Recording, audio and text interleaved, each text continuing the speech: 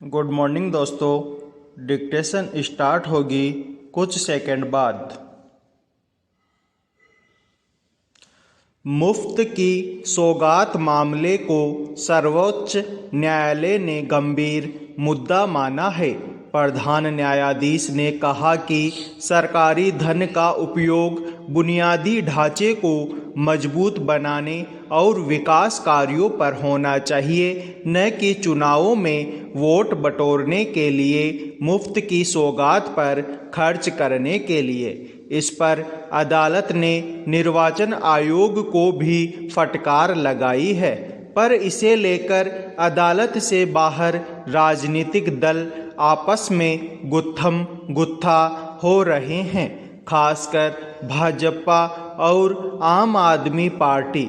दरअसल कुछ दिनों पहले प्रधानमंत्री ने एक जनसभा में कहा था कि मुफ्त की रेवड़ी बांटने से अर्थव्यवस्था को भारी नुकसान पहुंचता है। स्वाभाविक ही उस बयान पर आम आदमी पार्टी तिलमिला गई और उसने पलटवार किया।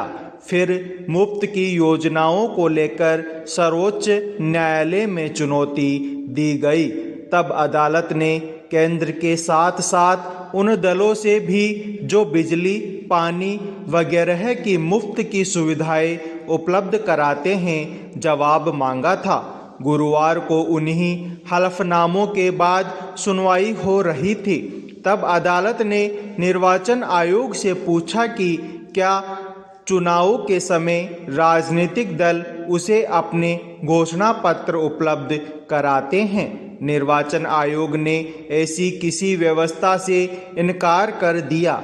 हालांकि राजनीतिक दलों के ऐसे अनाप शनाप वादों पर नज़र रखने की जिम्मेदारी उसी की है। विराम पेरा। दरअसल पिछले कुछ चुनावों से देखा जा रहा है कि राजनीतिक दल मतदाताओं को लुभाने के लिए अनेक मुफ्त की योजनाओं की घोषणा करते हैं। आम आदमी पार्टी ने दिल्ली की तर्ज पर दूसरे राज्यों में भी बिजली, पानी, स्वास्थ्य और शिक्षा संबंधी सुविधाएं मुफ्त उपलब्ध कराने की घोषणा की। उत्तर प्रदेश चुनावों में कुछ दलों ने नौकरियों का वादा किया तो कुछ ने लड़कियों को स्कूटी, विद्यार्थियों को कंप्यूटर, मोबाइल फोन आदि मुफ्त में देने का वादा किया। सत्ताधारी दल ने बांटा भी। सर्वोच्च न्यायालय ने कहा है कि चुनाव के वक्त राजनीतिक दलों को बजट आदि का ज्ञान नहीं होता, फिर वे मुफ्त की योजनाओं की घोषणा कैसे कर सकते हैं। मगर अब असल बहस का मुद्दा यह बन गया है कि कैसे कल्याणकारी योजनाओं और मुफ्त की सौगात में अंतर किया जाए। सर्वोच्च न्यायालय ने भी माना है कि चुनाव के वक्त मुफ्त बिजली, पानी, परिवहन जैसी सुविधाएं उपलब्ध कराना मुफ्त की सौगात नहीं, बल्कि एक न्याय संगत समाज बनाने की दिशा में राज्य की जिम्मेदारियों के निर्वहन का उदाहरण है।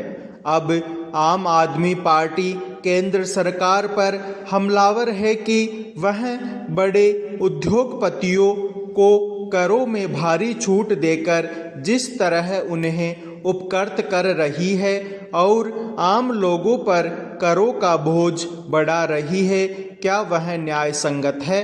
दरअसल सरकारें कुछ सुविधाएं उपलब्ध कराने को लेकर संवैधानिक रूप से बाध्य हैं। मसलन मुफ्त शिक्षा, लोगों के भोजन का अधिकार के तहत मुफ्त राशन वितरण, 100 दिन का रोजगार गारंटी योजना के तहत रोजगार देना आदि। इसी तरह सड़कों के निर्माण, सस्ती दरों पर बिजली उपलब्ध कराने, पीने का साफ पानी देने आदि की जिम्मेदारी सरकारों की होती है।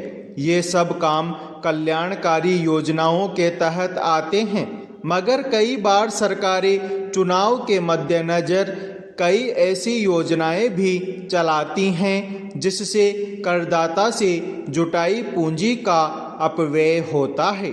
इन दोनों में फर्क करने की जरूरत है। यह काम न्यायालय या न्यायालय की बनाई कोई समिति नहीं करेगी। इसके लिए सरकारों को आपस में तकरार करने के बजाय व्यावहारिक और न्याय संगत रास्ता निकालने की जरूरत है। पैरा। हाल ही में एक खबर आई कि राशन की दुकानों में गरीबों से दबाव डालकर 20 रुपए में तिरंगा झंडा बेचा जा रहा है। बहुत से लोगों को 20 रुपए देना भारी पड़ रहा है। कहीं कहीं झंडे के बदले अनाज की मात्रा कम की जा रही है। रेलवे के कर्मचारियों से झंडे के नाम पर उनके वेतन से 38 रुपए काटने की भी खबर आई। झंडे की कीमत में एक रूपता नहीं है। झंडे के नाम पर जिस तरह की घटनाएं सामने आ रही हैं, उससे तिरंगा के पावन उद्देश्य को नुकसान पहुंच रहा है। हर भारतवासी जिसका जन्म और प्रारंभिक शिक्षा इस देश में हुई है और वह एक सहज जीवन जीने वाला नागरिक है, तो वह देशभक्त है और उस पर अलग से कोई राय थोपने की कोशिश उचित नहीं है।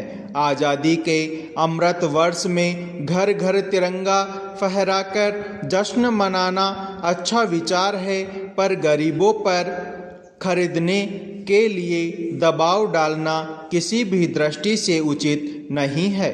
अगर झंडा फहराने को स्वैच्छिक कर दिया जाता तो भी लोग बढ़ चढ़ कर इस अभियान में जुड़ जाते।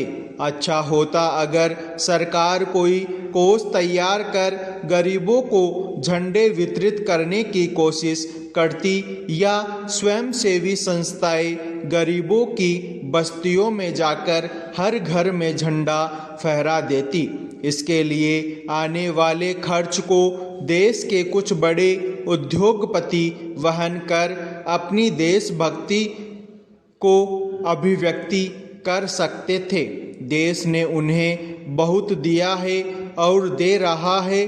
देश एक स्वाभाविक और सहज आचरण होना चाहिए।